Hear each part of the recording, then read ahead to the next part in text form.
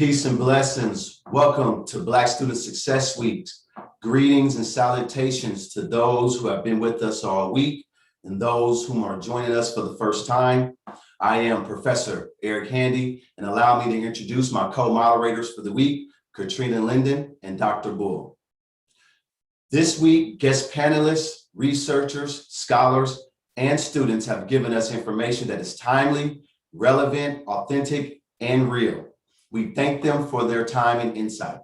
In that same vein, we want to thank the 1,500 plus viewership and participants for your energy and comments. We are here now on the road to equity within higher education.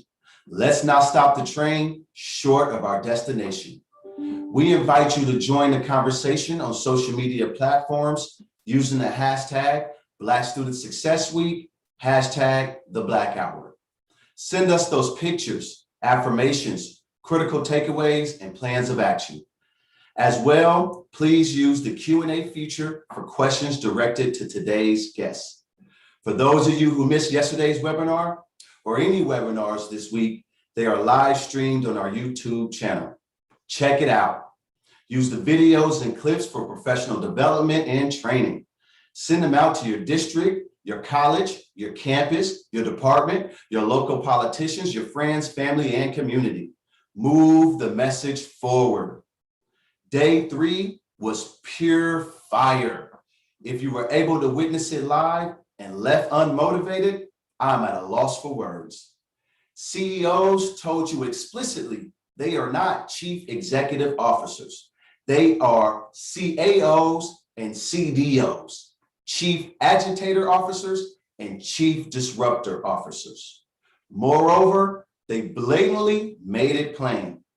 You cannot say, hashtag, retweet, nod your head in agreement, and or put out solidarity statements saying Black Lives Matter, that equity matters if you are not doing something. Let that sit for a moment. If you missed it, we don't need allies. We need accomplices. Today is the best day of Black Student Success Week, in my personal opinion, because it is Advocacy Day, a legislative briefing actively advocating for Black student success. With the majority of Black undergrads in California attending a community college, today's message is clear. How do we pour greater investments to support Black students in the California community college system? Today, we will hear from the Chancellor's Office of Black and African American Student Advisory Panel. We will hold a conversation about key findings and policy recommendations from a report that happens to be the theme of Black Student Success Week, Follow the Money. But to jumpstart the conversation of advocating for Black student success through state policy is Senator Sen Bradford. Elected to the state Senate November 2016, Sen Bradford represents the 35th Senatorial District. Senator Bradford previously served 12 years as a council member and 4 years as a mayor pro tem of the city of Gardena. He currently chairs the Senate Committee on Public Safety and formerly chaired the California Senate Banking and Financial Institution and California State Assembly. Senator Bradford is a proud lifelong public servant, an activist who spent his career focused on one objective: to represent the communities, neighborhoods, and constituents he was elected to serve. In his role as chair of the Senate Select Committee on the Status of Boys and Men of Color, Senator Bradford works tirelessly to correct the many institutional injustices that plague young Black, Latino, and Asian Pacific Islander males. Senator Bradford earned a bachelor's degree in political science at California State University, Dominguez Hills, and San Diego State University. During his time at San Diego State Dominguez Hills, Senator Bradford served as the National Director of Bigger and Better Business for Phi Beta Sigma Fraternity Incorporated. With no further ado, I give the floor to you, Senator Sen Bradford.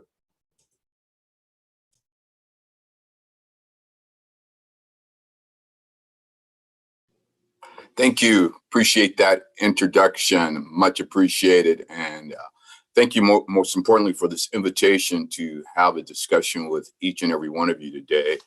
And I'm excited about discussing Black student achievement. As stated, my name is Sen Bradford, and I represent the 35th Senate District, which is where Compton College is located, El Camino College, Southwest, and Harbor College. I'm honored to have 4 community colleges in my district, as well as a university, Cal State Dominguez Hills. As stated, I chair the Legislative Black Caucus, and I chair the Senate Committee on Public Safety, which is a critical issue, as we all know, that's affecting our country, not only our state, but our country as it relates to public safety and the interaction daily with African American and our brown brothers and sisters across the state and across this nation. Let me first state that education is a top of the pillar, number one issue of concern for the Legislative Black Caucus. We have a history of over 54 years of trying to put education first. We give away annual scholarships, the Frederick Roberts scholarships, where we provide hundreds of young high school graduates as well as college enrolled students scholarships every year. Matter of fact, we'll be making those decisions and awarding those scholarships in the next few days. Our deadline for doing all the reviewing is this Monday, so I'm excited about it. We have a bunch of great candidates, and we also have the African Americans Leaders of Tomorrow program, which we've been housed at Cal State Dominguez Hills for the last 5 years. Unfortunately, it will be virtual this year because of COVID. But like I say, those are the pillars of our caucus concerns when it talks about education. And we know today Black Californians continue to make tremendous gains culturally and socially and even economic progress. But we know research has proven that we still don't receive adequate funding when it comes to education to truly help us succeed. The fact that California has the 5th largest Black population in the United States, 2.1 million Black residents, we still have not consistently, I should say, invested in our education system. And that should be a concern to each and every one of us here today. And African American students, as well as our Latinx brothers and sisters, make up more than half the population of our California community colleges. But yet, according to Following the Money, I know a report that we'll be discussing, or you'll be discussing later on today, the system has consistently spent far less per student on African American and our Latinx brothers and sisters than our white brothers and sisters enrolled in these campuses.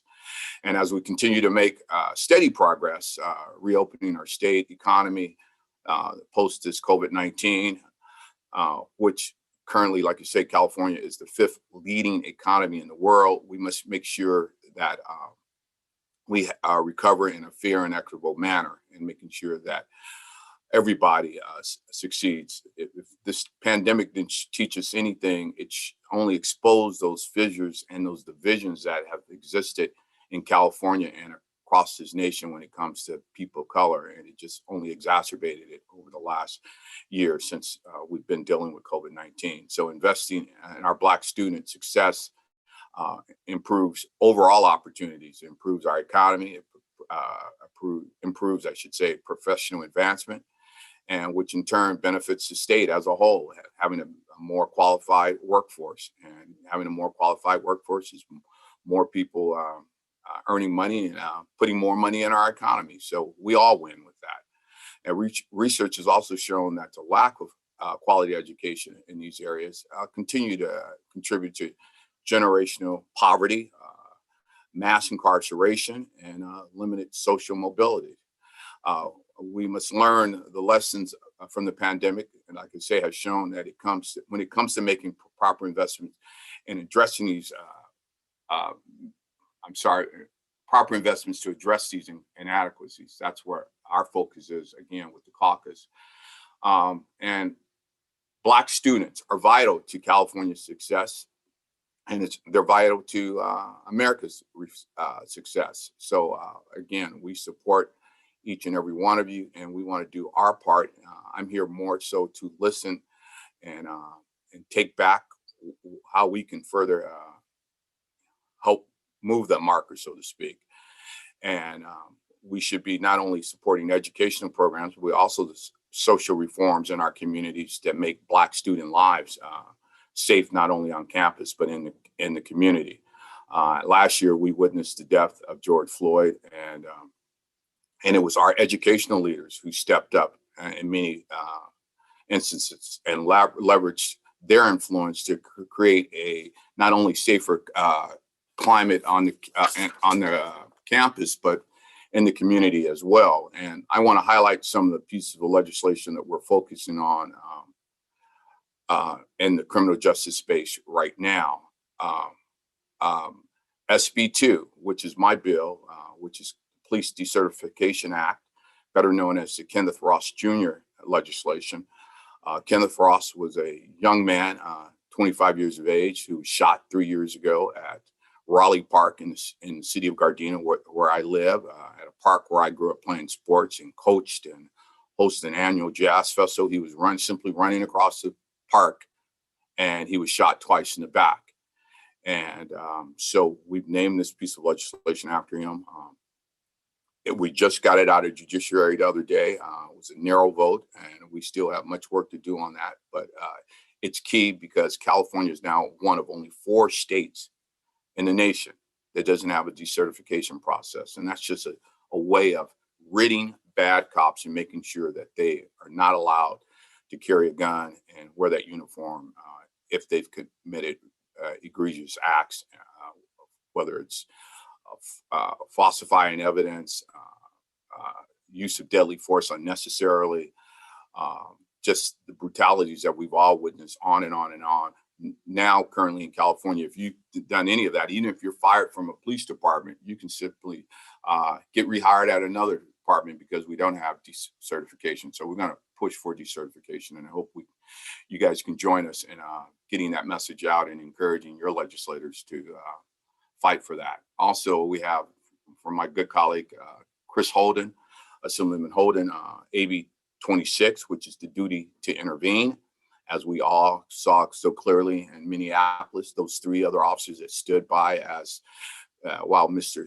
Chauvin just left his knee on the neck of Mr. Floyd, officers should have the duty to intervene. We saw in New York a little over a year ago where a Black officer intervened and stopped her colleague from abusing someone, and she was fired.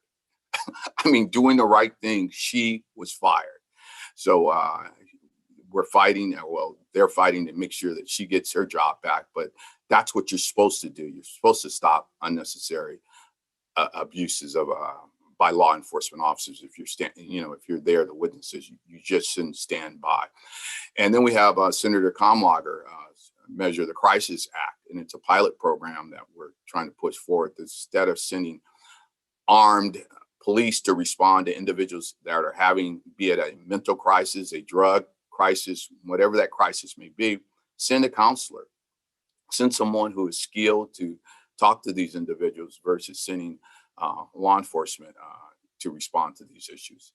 And last but not least, we have one by Assemblyman Jones Sawyer, which is the Peace Officers Education and Age Conditions, better known as the Peace Act, in which that bill simply is requiring you to be at least 25 before you can join the police force, or at least acquire a college degree in order to do so. So I think it's a fair act.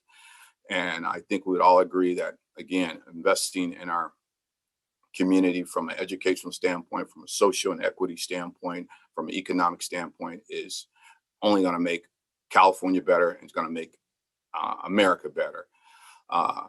Education, as you all know, is the great equalizer.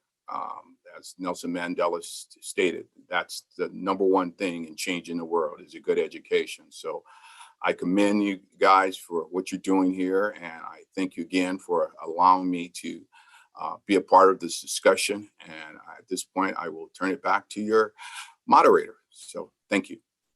Thank you, Senator Bradford, for those amazing, wise words. Thank you for all the service and work that you're doing, especially with these new legislations that are addressing and educating the general public about police brutality and police harm. We really appreciate your time and your service.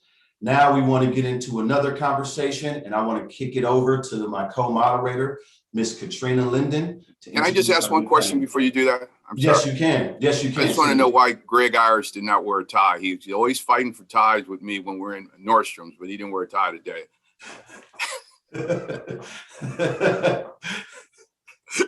We're going to ask him to answer that, Senator. We're going to ask him to answer that. Don't worry about it. No. Katrina, make sure we ask Mr. Irish, where's his tie? Great. That'll be the first question for him after their conversation. Well, thank you again, Senator Bradford, for joining us, and thank you so much for your leadership as the chair of the California Legislative Black Caucus. It was great to have you today. As my colleague mentioned, my name is Katrina Linden. I'm the Legislative Affairs Manager for the Campaign for College Opportunity. I'm excited to welcome you all to this fourth day of our webinar series. It's my pleasure to introduce Greg Irish, Executive Director of the City of Los Angeles Workforce Development Board, and Cassandra Jennings, President and CEO of the Greater Sacramento Urban League. They serve as co-chairs to the California Community College's Chancellor's Office Black and African American Student Advisory Panel. And I will pass it over to them for their remarks. Thank you both for joining us today. And Greg, if you'd like to start off by addressing the Senator's question, I will pass it to you. Yeah, we're always battling at Nordstrom over ties. So he's just, I think he's satisfied that Nordstrom's not open and we're not battling over which ties to wear. Let me first give him a shout out. I'm always proud of what he's done, but he's been tackling some past racial injustice issues with regard to the ownership of beachfront property by African Americans who lost that property in the South Bay area of Los Angeles recently. And Steve, you've done a good job. I'm always proud of you, but I'm glad you're really pushing on that issue. So thank you. Let me first say that my colleague and I'm joined by my colleague who is the co-chair of the African American Advisory Panel, Cassandra Jennings, the CEO of the Greater Sacramento Urban League. We're both delighted to be part of this event. And we've been, again, trying to get involved as much as we can with all of these different events where we address the issues of African American community college enrollment. As I've said on numerous occasions, and so has Cassandra, it's comforting to know that despite this terrible pandemic that has upended classes and stoked justifiably worries about the academic progress of our students and young people, all of you are still coming together to discuss best practices and ways to address the educational progress of African American students, realizing that they rely so much on community colleges and campuses for their everyday needs that go beyond education. So I want to commend you guys for holding another event of this sort. The Chancellor established the panel. It was his brainchild 3 years ago. And we've developed somewhat of a good reputation, and we have some cred now.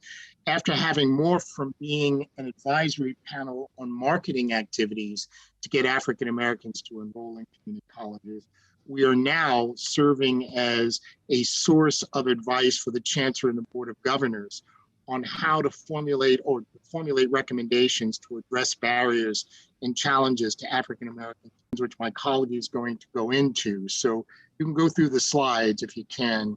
Why don't you go through the slides and catch us up? I think we're at, and we're here. What we've done is we've used as our vision, we've used as our foundational document, the vision for success created by the Chancellor and the Board of Governors. And of course, that vision for success includes goals for, again, ensuring community college success for our students. So that's been our foundational document. Keep going to the next one. Why have us involved? Go to the next slide if you can. Any problems with it? We're having problems with the slides, huh? Well, why have us involved? Well, just last summer, when you saw thousands of people of all stripes take to the streets as part of the Black Lives Matter movement, calling for an end to systemic racism, multiple voices are preferred and necessary to affect change. And the panel's proud to be among those voices. Now, what are our challenges? And again, Cassandra's going to go into what we've done over the past 2 years, but I wanted to mention some of the challenges.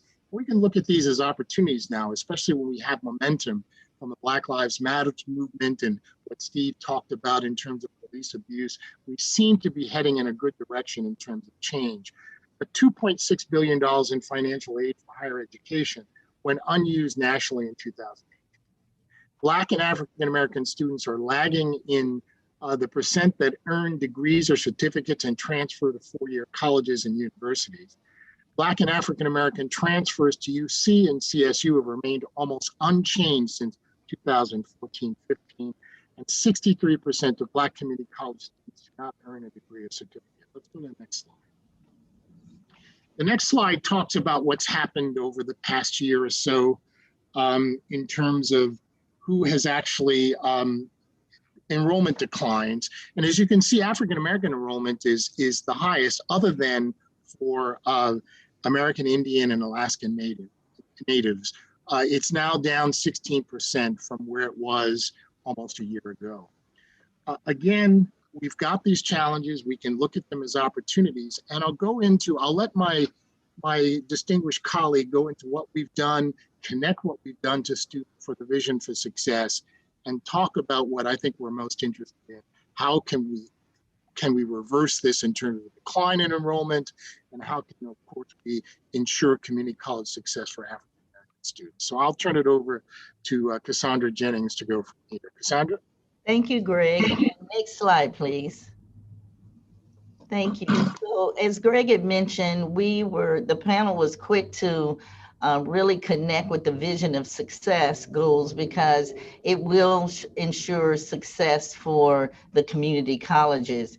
But in addition, and what the panel has done is to make sure that there's intentionality in the measuring and accountability and the success for African Americans. So what you will see are the 6 sort of major issues of the Vision to Success. And then below, we wanted to make sure that it was clear as what would be the goals of Black and African Americans. And what you will see is that in number 1, for example, that Black and African Americans are lagging behind in credential attainment. And so our goal has to be at least plus 10% in order to attain the Vision of Success overall, 20%.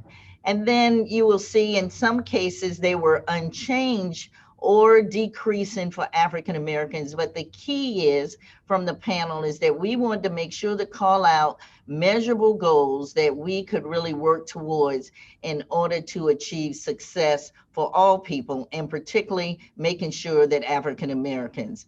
So we have the increase in credential attainment, we have the increase in transfer by 35%, the decrease in unit attainment, increase in employment and career education, and then in order to reduce the equity and erase the equity gaps, we really need to focus on those first 4 goals. And then of course, the last one is really to look at region-wide, what we will be able to do to help with the resources. Next slide, please.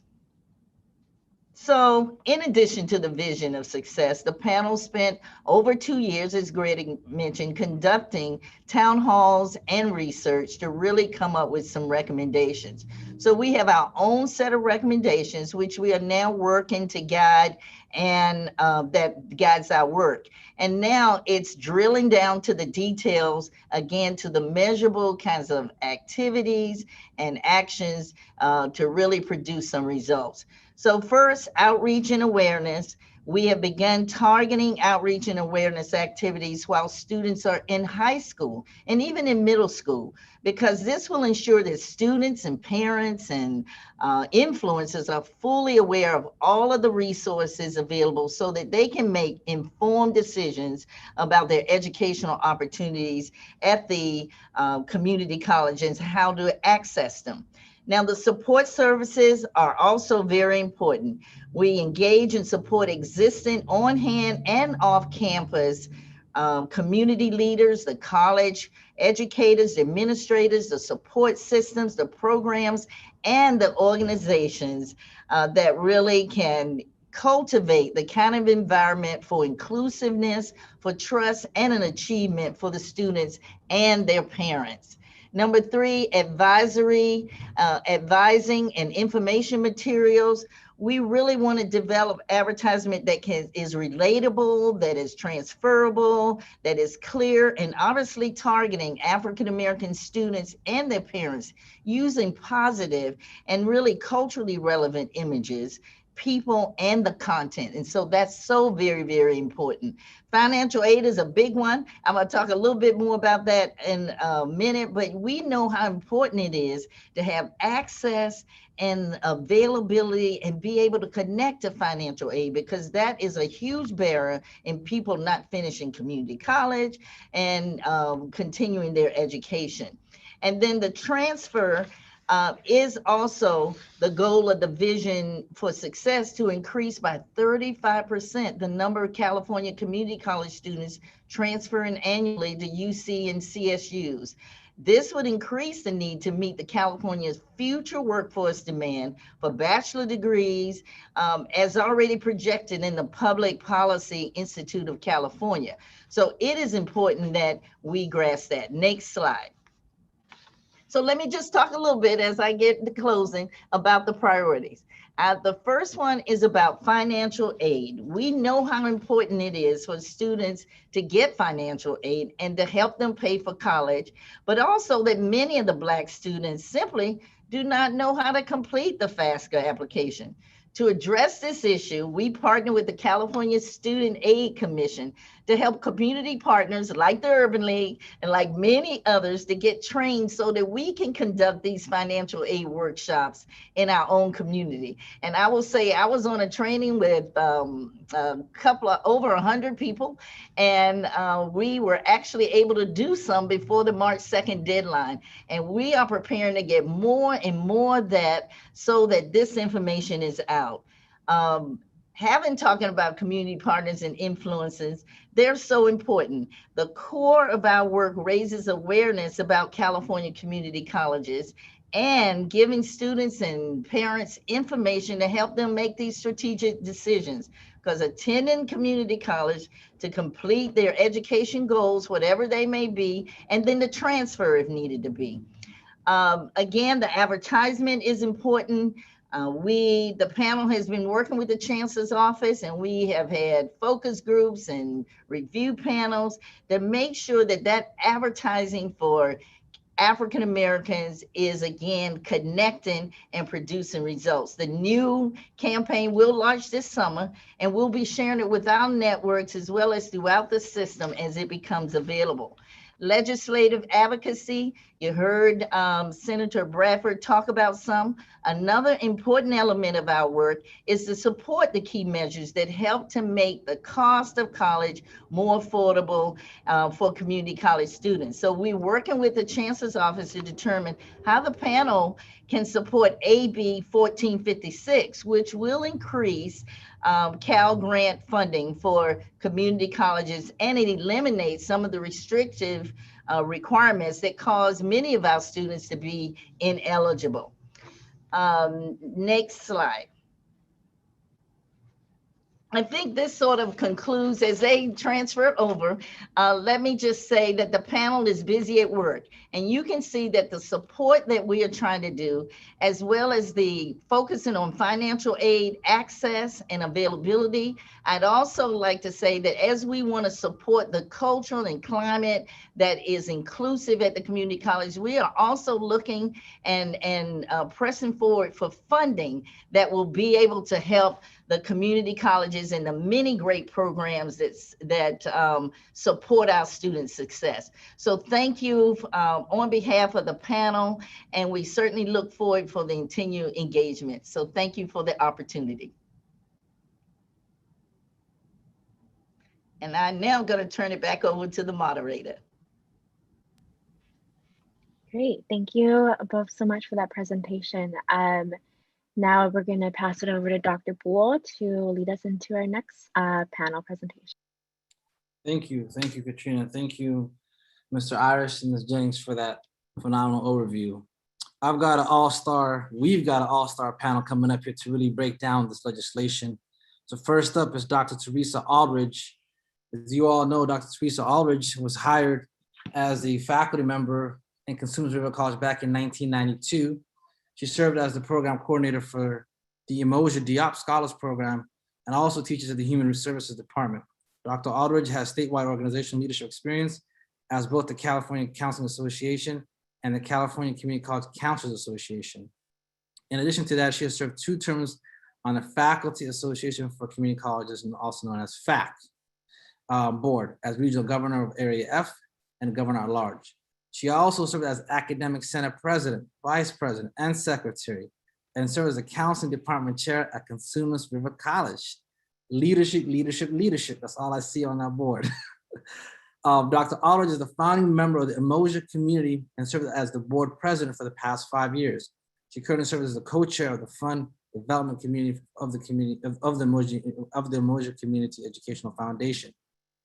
She also serves as a member of the Black and African American Advisory Panel, which develops recommendations for advancing opportunities for Black and African Americans in the California Community College system. So we're excited to have her with us today.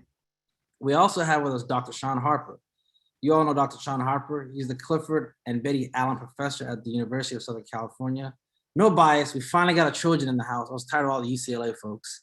But thank you, Dr. Sean Harper. He's also the Executive Director of the USC Race and Equity Center and immediate past president of the American Educational Research Foundation and Association.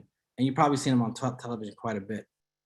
With us also is Mr. Kenneth Brown. Kenneth Brown is in his 10th year as a member of the governing board of trustees at El Camino Community College District in Torrance, California. He has served on the staff at California State University Dominguez Hills since 2002 as an adjunct professor of physics, teaching primarily physical science. During the day, Ken is the operations manager for the Northrop Grumman Mission Systems Engineering and Sciences, Maritime Land Sensors and System Field Engineering Organization. Ken received his bachelor's degree in computer science and physics from Morehouse College, HBCU alumni, proud alumni. A master's degree from Clark Atlanta, double HBCU alumni. Brown joined Northrop Grumman in 2015 after serving more than 20 years as a senior engineer and project controls liaison at NASA's Jet Propulsion Laboratory in Pasadena, California. What's pretty cool about Mr. Ken is that he is an athlete, a moderate athlete by his biography, but no, in fact, he was twice an All-American track and field and played NCAA D2 basketball in the Final Four, and he qualified for the U.S. Olympic trials and Pan American Games in the high jump. He currently lives in Inglewood with his wife of 22 years and his 2 sons and serves on numerous boards. We also have with us the one and only Dr. Darla Cooper. You saw her presentation earlier this week. She's an educational leader and expert in research and evaluation, dedicated to using inquiry data and evidence to improve the lives of all community college students. She serves as executive director for the Research and Planning Group, also known as the RP. With us, last but not least, is the brainchild behind this whole operational system, that is Dr. Keith Curry. He's the president and CEO of the Compton College and Community College System, Compton Community College District. Compton College is the 114th California Community College, achieved initial accreditation in June 2017, and Dr. Curry was instrumental in resuscitating his accreditation. He brings an abundance of energy, as we all know. He forced me to wear a suit for the first time this whole week. And innovative ideas to Compton College and the nation, along with a wealth of experience as a post-secondary educational administrator. Under his leadership, many existing student services programs have been expanded and others created, including the FYE program, the Tartar Support Program, which actually was established in 2017 to offer a food pantry and other support for students. This is when all the housing and food insecurity stuff was coming out. Dr. Keith Curry was ahead of the wave, and it's very transformative, innovative student services delivery. In addition to that, the Former Incarcerated Students Program, which is also called FIST, was established in fall 2016 and was honored with the prestigious Dr. John Rice Diversity Equity Award for advancing social mobility for the Foundation for Community Colleges in just 1 year. Dr. Curry is an active member of the Foundation for Compton Community College District, the Association of California Community College District Administrators, the California Community College Athletic Association, the statewide Association of Community Colleges, and the President's Roundtable. So without further ado, we've got an all-star panel. We've got faculty, we've got researchers, we've got presidents, we've got board members. And so I want to kick it over to you, Dr. Curry. Why is legislation so important? Why is it imperative to be civically and politically engaged? I look at it from a couple of different perspectives, but let's just take another piece of history right now. April 29th, 1992 was the beginning of the Los Angeles riots. And I was a ninth grader in high school in Los Angeles County. And looking at that history and involvement and engagement, it's very important for African Americans, Black folks, to be engaged in the legislative process, to know who our elected officials are, to have conversations with our elected officials, and to understand the legislation that's being passed and the potential impact it can have on the African American community. I think too many times we're sitting on the sideline and not a part of that conversation. And again, as they talked about yesterday, it's about us being actively engaged, being agitators, but also being at the table writing the legislation. Senator Bradford, that's my senator. We have conversations. I text him. I can call him about ideas and issues that we're dealing with at Compton College as relates to students, as relates to Black students. But we all need to be doing that. We can't depend on one educational leader to be doing that for us. All of us, all 600-700 people that's on the call, need to be actively involved in legislation and the impact it's going to have on our students. But think about where we're at on April 29th, 1992, and where we're at now. Is it different than what it was? Think about that. We're still fighting, and we're still fighting for student success. But now we have to be coordinated together, fighting for student success and at the table as it relates to legislation. If not, we're going to have the same conversation 30 years down the road. I mean, we don't expect you to drop the mic the first 5 minutes, but okay, go ahead now. Dr. Harper, over to you. As they say in politics, if you're not at the table, you're on the menu. So why is it imperative, going off of what Dr. Curry mentioned, that we have to be involved and know these politics? Yeah, Dr. Bull, I appreciate your commitment to the work and for having me be a part of this conversation. I just want to amplify everything that President Curry just brilliantly said. You know, he really did drop the mic here at the very beginning. Let me just add, right, that it is absolutely critical to have Black representation at the table. Now, being at the table could mean becoming a very committed elected official and running for office. I want more Black people to run for office here in California and, you know, in their local communities. That's important.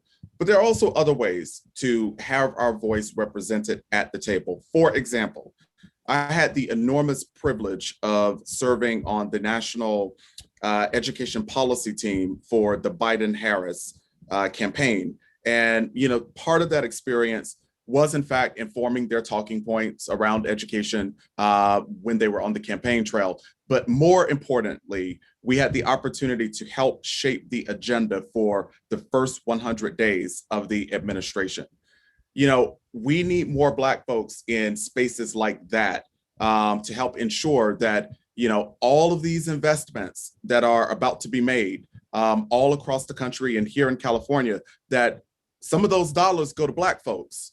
And that, you know, we are very intentional and unapologetic about, you know, correcting the historical and contemporary wrongs that have been inflicted on Black communities. So I just think that we need, you know, many more of us to be at our local school board meetings, at our local community college board meetings, certainly city council meetings, and in legislative hearings like this one. Absolutely. Thank you for that, Dr. Harper. I'm gonna turn it to Dr. Cooper. Dr. Harper kind of mentioned those talking points, and that's typically data-informed, historically, you know, rooted context. So from your perspective as a researcher and practitioner, why is it imperative as well to be involved from that perspective? I think it's important to be involved to get the message out, because we are often the experts, right, on Black students. We need more people to be experts on Black students. We need more people to be informed and to have the data and to understand the data and what they mean and what they don't mean. We have to help people understand and how to interpret these data, because the ultimate goal of the data is to act. You must act. It's not to read it and go, oh, that's interesting. I'm just going to go back to what I was doing. No, we need action, and we cannot do it alone. We need to mobilize, and then we need to engage others in this, as Dr. Curry called it, this fight that we are still fighting. So inform yourself, learn the data, understand it. If you don't understand it, ask somebody, seek out more information, understand what the data do and don't say. Don't let someone spoon feed it to you. Don't let someone else interpret it for you. You need to understand the data, and then you need to act. You need to decide, what can I do? Right? What can I do in my job? What can I do in my community? What can I do on a national scale, a state scale? What can I do? Who else can I bring with me? Absolutely, absolutely. Dr. Aldridge, let me go over to you. You've held numerous roles and positions throughout the state. From your vantage point, I'm gonna give you this question, but I also want to throw another question at you simultaneously. So why is it important, this data, also not only for my curriculum, but our pedagogy and our practices and our hiring within the system to improve Black lives? But what transformative, not reformative, approaches do you ultimately see improving the lives of our Black students? Well, thank you, Dr. Bull. I'm gonna lead with a paraphrase from Shirley Chisholm that says, if they don't invite you to the table, bring a folding chair. And that's what we need to do as faculty. You bring your own chair. Yes, I've been in lots of leadership roles, but I push myself at that table. And so I'm telling you, if they don't invite you to the table, you bring a folding chair, because you need to be at that table. So in terms of transformation, we need to think about what you've already heard. Keep your legislative representatives' phone numbers in your hip pocket. Be ready to call them when you see an injustice. That's what they are. They are our lawmakers in this state. Keep that in your hip pocket. Make sure you are engaged in your academic senates and your unions. These people sit at the table. They have mutual agreements with their boards. They have mutual agreements with the districts that they might represent. And you need to be at the table to be able to shape those conversations. So we have to do that all the time. I want to talk about something that is really important, and that's follow the money. We got billions of dollars that came from the federal government, CARES and Higher Ed Fund Act funds, and they came to your colleges and your districts. What is happening with that money? That needs to be your question. What's going on with the money? More importantly, is it going to Black students? Is it going to Black students? Follow the money. Make sure you have, you're at the table to make the decisions as to how those funds are going to be spent. And everybody knows I'm authentically Black wherever I go. So show up as yourself. I'm not going to show up as anybody else. And people know that who are on this call today. So thank you so much, Dr. Bull. I'll pass it back to you. Dr. Bull, can I jump in real fast and just totally underscore what Dr. Aldridge just said? It's really important to follow this money. So much money is being put on the table for COVID-19 recovery. Who was hardest hit by COVID-19?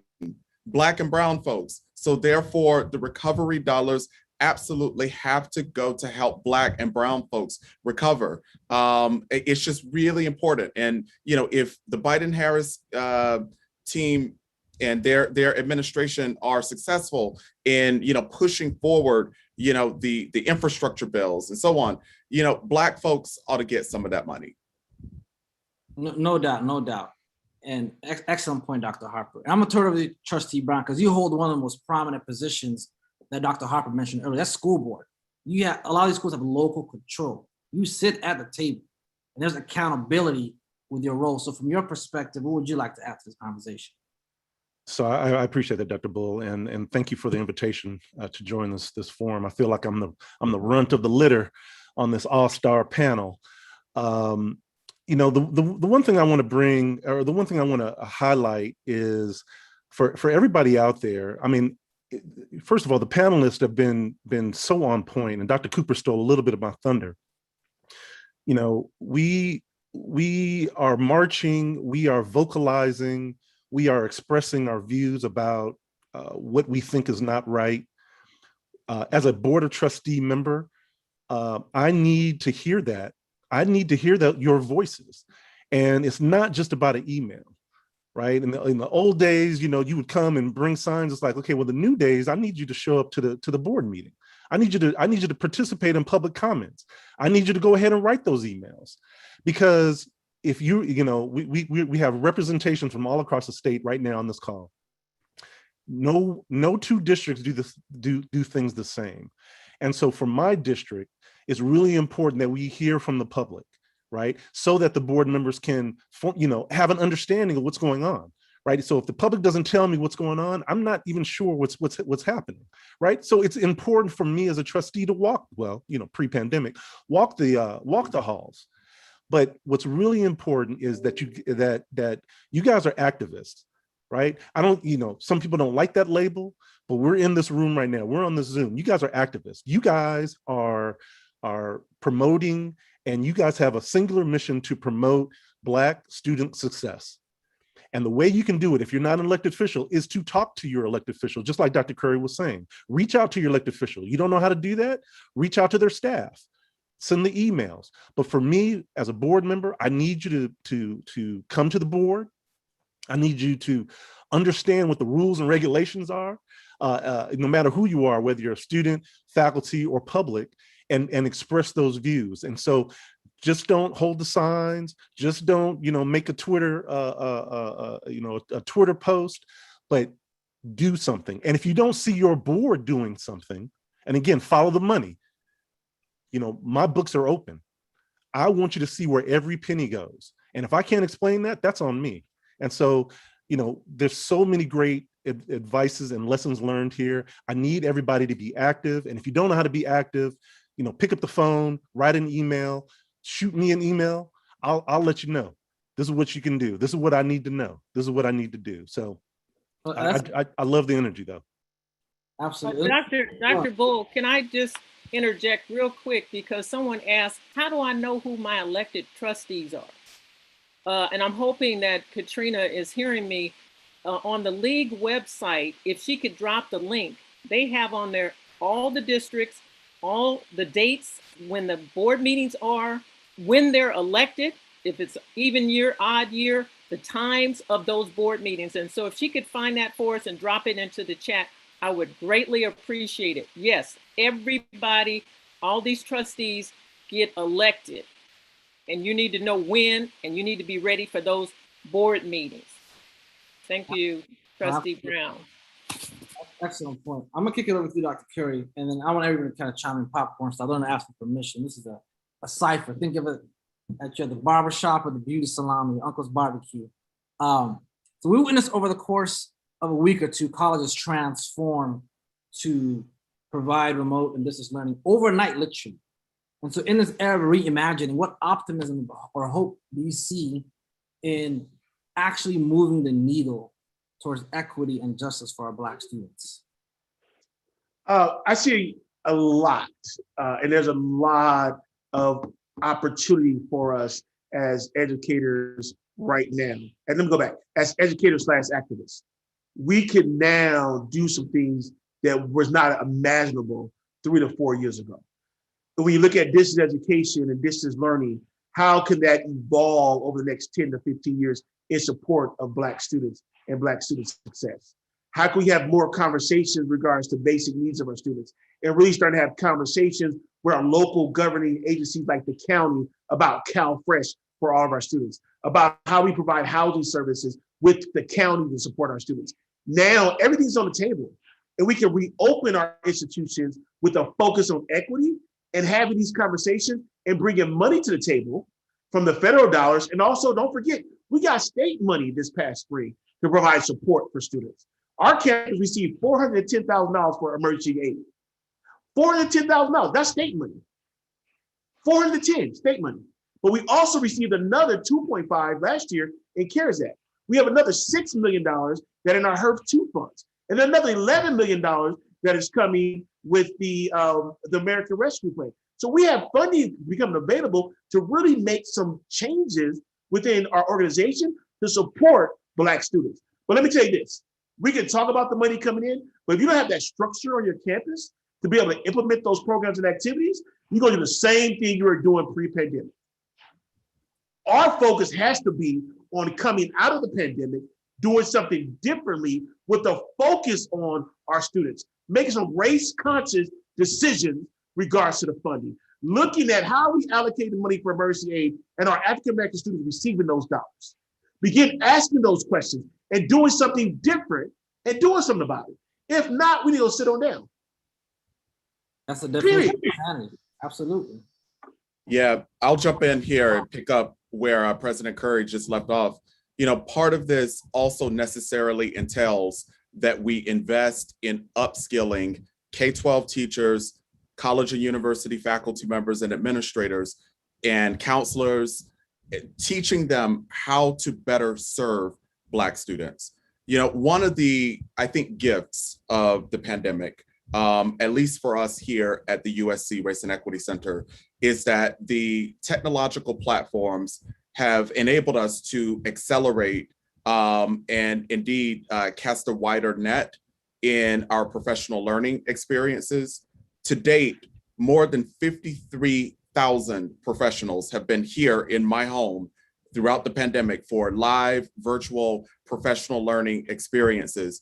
I think that post-pandemic, we can't forget that we now know the technological power that we have to bring educators together to teach them things that they never learned anywhere else in their educational or professional upbringing about race, about racial equity, about people of color broadly, and about Black people and Black students and Black families specifically. That has to be a part of the investment. We have to invest in the professional learning of the people who work in schools and in higher education. If I may, I've got to bring the data. So our organization has done two studies recently that are all about Black student success. The first is in our Through the Gate study, we found that if Black students can reach certain milestones, they become the most likely to transfer. Did you hear me? I said the most. One more again. One more again? Yeah. The most likely to transfer. Okay. But what the problem is that enough students are not getting to that milestone. The majority of students are not getting to those milestones. So what are we going to do about that? Now, my organization got some money to study that exact problem, but don't wait for us. I gave you the information. Start looking at it with your own on your own campuses. Start trying to figure out how do we get more students to that thing. The other study I need to tell you about is Emoja. We have data that shows Emoja works. Emoja students achieve both short-term and long-term outcomes at a higher rate than their non-Emoja peers. We need more support for Emoja. We need to expand, we need to deepen, and when we need to take Emoja out into the rest of that campus so that our Black students are not only succeeding within Emoja, but they are able to succeed on that campus and beyond. Absolutely. Yeah, so you know I have to jump in and say, yes, we need to fully fund Umoja, amend, and HBCU transfer partnership. Let's stop playing games. Let's stop playing games. Fully fund these programs. There was literally a minor, what do they call it? Budget dust request that was put forward and did not move anywhere. That should be on the governor's desk right now, asking him to fully fund these programs. So you need to fully fund. I want to talk real quickly about a transformative way that our college helped move people from K-12 into community college on the transfer. And so our college did a partnership with the Fortune schools. Now you might know Dr. Fortune doesn't play, and she's about business, and she's about helping Black students. She created a number of schools. One of them is in Sacramento. She partnered with Cosumnes River College. So her inaugural class of 9th graders finished just now. I just had the pleasure of awarding them, right? Had the pleasure of meeting these students who have graduated from high school, at the same time have their AA degree, and got guaranteed transfer to Cal State San Luis Obispo. That's transformation. That is transformation. We need to be doing those kind of partnerships and fully fund Umoja. I'm gonna come over to you, Trustee Brown. Did they say it was an unapologetically Black panel? Because I don't see no apologizing today. Trustee Brown, some 30-second cipher. We'll start from you. Some closing parting words for the audience. Oh man! First of all, we don't have enough time. This is too great of a panel. For everybody in the sound of my voice, make sure you do something. Don't just hang up from the Zoom and say, "Oh, that was nice," and they were on fire. Pick up the email. Shoot me an email at the very least. Find out who your representatives are. Find out what the board of trustees look like at your on your local campus, and do something. And make sure that you're elected to do something. You know, that's my 30-second pitch. I have so much more to say, because there's jobs for students, there's jobs for faculty and staff, there's jobs for the public, for us to get this thing done. But we can't sit back. We have to do something. We have to. So again, thank you for letting me be here. Thank you for honoring us with your presence, Dr. Harper. Yeah, this one is easy for me. Advocate for more money and more support for Compton College specifically, and also follow what they're doing at Compton College. Scale it, replicate it, model it, adapt it for other community colleges and other educational institutions around the state and around the world. Because honestly, I'm telling you, Keith Curry is a genius, and so much of what he and his team is doing at the college deserves recognition, it deserves more support, and it deserves more of us studying and replicating what they're doing there. It is a real recipe, I think, for the rest of California. Dr. Cooper. In case you didn't get it, I'm going to spell it out for you. The data show that when Black students are supported, they succeed. Figure it out. You need to support. This is about money. This is about the underinvestment in our Black students. You invest in our Black students will succeed. Facts. Dr. Curry closes out. To me, it's very simple. We founded Black Student Success Week a year ago, and this is the second year, and it has expanded with the Black Hour. It expanded with Advocacy Day. But the key for us moving forward is by more individuals becoming more involved in what we're doing for Black students and Black student success. My charge is, there's people already doing the work. It's now time for more individuals to join into this work and be a part of this work as we move forward. Next year is a critical year. Ken Brown is a chair of the trustee board. Dr. Byron Cliff Breland is a chair of the Community College Chief Executive Officer Board. And Ms. Pam Haynes, Auntie Pam, is a president of the Board of Governors for the California Community Colleges. You can't tell me this is not our time. Get involved. Absolutely. If not now, when? Thank you all. Phenomenal panel. Fire all the way around. We're going to close this out with Dr. Regina Stanback Stroud.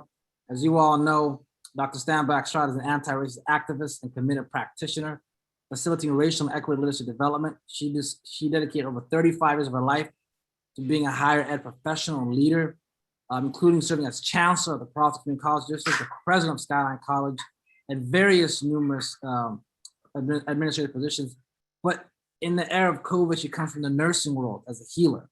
She's now the CEO of RSS Consulting, as well as the president of the Village Demands, a phenomenal collaborative of a lot of organizations that were mentioned here today. Dr. Steinbach also served President Barack Obama on his President's Advisory Council on Financial Capability of Young Americans. Her work in equity and leadership is recognized by the Academic Senate of California statewide as they provide the Dr. Regina Steinbach Stroud Leadership Award every year to those who are committed to leadership excellence in equity and social justice. She's got a bachelor's degree and a master's degree from Mills College. She holds a doctor's degree from Mills College, a master's degree from Golden Gate University, and a bachelor's degree in nursing from Howard. Talk about HBCU. She had to flex on Howard first a bit. Without further ado, please welcome to the floor Dr. Steinbach Stroud to provide us some closing remarks. Thank you very much, Dr. Bull. Thank you for the opportunity to be involved and to be here with you. I just want to say that it is my honor and my pleasure to be a part of this discussion and to just have the opportunity to participate with this august set of speakers and panel that you have here today. I want to thank Dr. Keith Curry for inviting me to lend voice to this and play some small role. And, I would venture to say that many of us for the first time are experiencing or having the liberating experience of calling out and naming the institutional and structural racism that students of color, particularly Black students, are forced to navigate every day, all day, just to get an education, just to be. So this august panel explored a lot of issues and interrogated a lot of issues. Thank you, Senator Bradford, for making sure that we understand just how critical Black students are, not only to California, but to America's success. And it seems to be the #1 area of concern for the Legislative Black Caucus. So he spoke to us and he talked to us and connected us with how Black student success is critical and contingent upon them having a safe space to live and breathe. So he shared a lot of legislation with you that says, look, get involved, get behind it, support this legislation. And it is legislation that is anything from looking at police accountability and decertification to pilot programs for mental health responses to the duty to intervene. So thank you very much, Senator Bradford, for adding that. And Mr. Irish reminded us of ways in which students do rely on the community colleges and reminded us of the lagging success and highlighted for us that 2/3 of them leave without a degree. Thank you, Ms. Jennings, who connected us to the work that's being done, connecting it to the vision for success, bringing out the intentionality and the focus on Black students, saying, yes, these goals are real good. However, let's look at goals for Black students. And then, the panel started and Dr. Curry, dropped the mic in the first 5 seconds when he took us and he gave us a history lesson and reminded us that he was a kid in the 9th grade in 1992. But, we'll get to that later, Keith. But gave us this history lesson and in it shared with us the importance, the significance of being actively engaged, being agitators, being at the table. And, Dr. Aldridge told you what to do if they didn't invite you to the table. She said, bring a folding chair. She followed Dr. Shirley Chisholm's advice and bring a folding chair. Dr. Harper, thank you for reminding us that, we need to get in the game and be in every aspect of the environment that we can in order to help shape the agendas. Thank you for helping shape the agenda of this nation, for an example, of our President of the United States. What a refreshing experience to have a President of the United States these days that is willing to say the words anti-racism, that is willing to say structural racism, that is willing to address this issue that Black people deal with on a regular basis all day, every day. Dr. Cooper said, yeah, we got the numbers, but you need to do something. You need to act. And she said, don't wait for her. Don't wait for her organization to give you that report. How many times have you ever said, how much did y'all pay for that study? I could have told you that for free. Dr. Cooper just told you for free. She said, don't wait for us, do something, do things at your institution. And quite frankly, expand Umoja, expand the things that work, expand Umoja, expand, and support and fund A to Men, HBCU transfer partnerships, etc.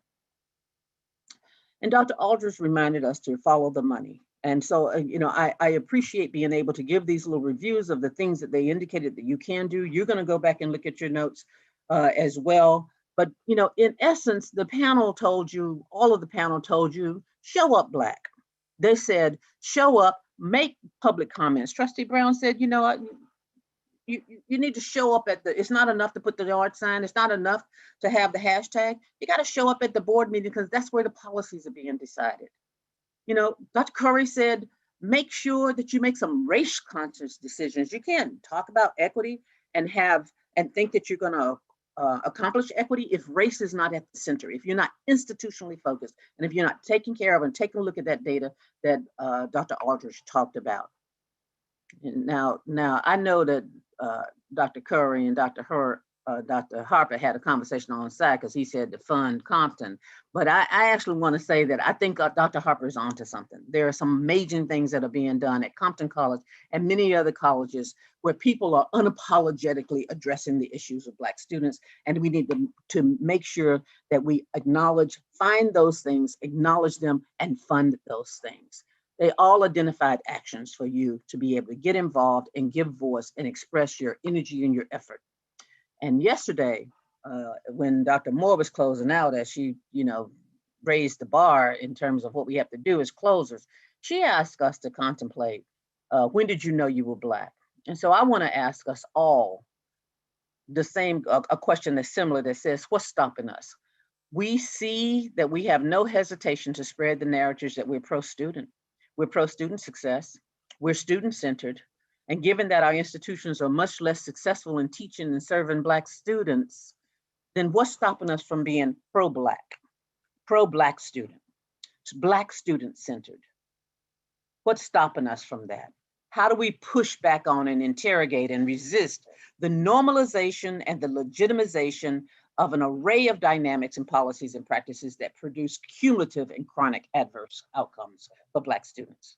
What are you prepared to do? How are you prepared to act to interrupt the system, the hierarchy of inequity that is inculcated with white superiority and supremacy, and thereby dispatches preferential treatment, privilege, and power to the white collective so regularly and so seamlessly that it is almost like the air we breathe when we can breathe as Black people? I assert that if the data demographics were different, the script was flipped, and white students were achieving at the rate that Black students were, and Black students were achieving at the rate of white students, and there was a gap where Black students outperformed significantly white students, there would be declared not just a statewide, but a national state of emergency. Entire societal systems would be upended. And there would be no business as usual because the assumption would be that the systems and the structures are failing the students, not that they were failing because of their whiteness. Yet Black students don't enjoy that response, that perspective, that judgment, or that kind of love. Ms. Jennings talked about the role of the goal to make the goal specific to Black students, but Black students can't, and if we do that, Black students can and will enjoy that kind of love. They can and will enjoy that kind of response. Because if we decide to use the tools and the suggestions at our disposal that were just shared with you, if we decide to influence the policies, then we put ourselves to where we can be unapologetically pro-Black. Let's do that.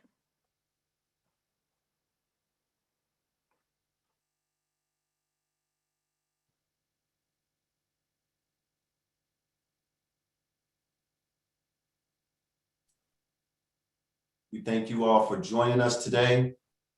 We thank you for being here. We are going to close the session now, and we ask that you continue the conversation on social media and follow our YouTube channels, California Black Students, CA Black Students, and you can get all the webinars from today and this week. Thank you to our panelists for being here. Thank you to all the viewership. We appreciate you, and please continue moving a message forward.